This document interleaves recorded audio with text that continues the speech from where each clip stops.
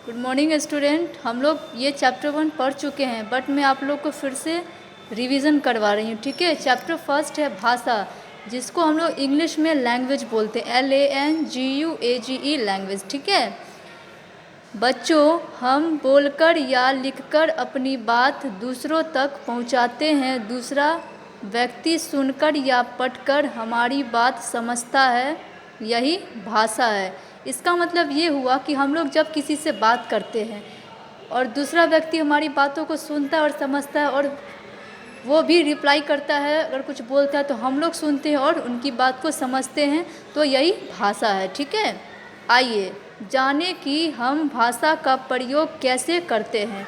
अब यहाँ पे हम लोग देखेंगे कि हम लोग भाषा का प्रयोग कैसे करते हैं। ठीक है, बोलना तथा सुनना।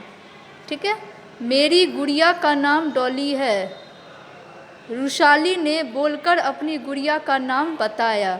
यहाँ पे 2 लड़की है और एक डॉल है, गुड़िया है। ठीक है, तो एक लड़की रुशाली जो है वो अपनी दोस्त को बोल रही है कि मेरी गुड़िया का नाम डॉली है, तो ये इसे बोलकर समझा रही है। ठीक है, नेक्स्ट है पिताजी टीवी पर समाचार सुन रहे हैं।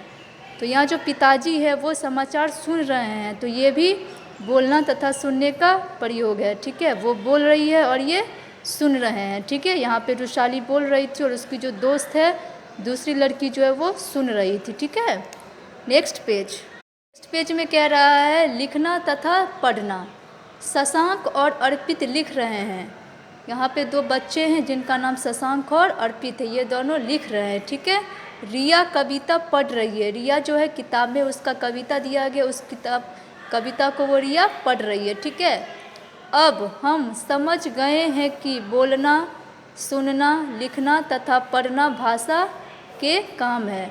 ठीक है, जैसे हम लोग अभी भाषा के बारे में समझाए हैं, उसी तरह से भाषा के यहाँ 4 काम दिए गए हैं, जो कि बोलना, सुनना, लिखना तथा पढ़ना। ठीक है, अब यहाँ देखिए भाषा के काम दिए गए हैं, बोलना, पढ़ना, लिखना तथा सुनना। ठीक, अब यहाँ देखिए हम लोग ने इस चैप्टर को पढ़ने के बाद क्या सीखा। हम बोलकर या लिखकर अपनी बात बताते हैं।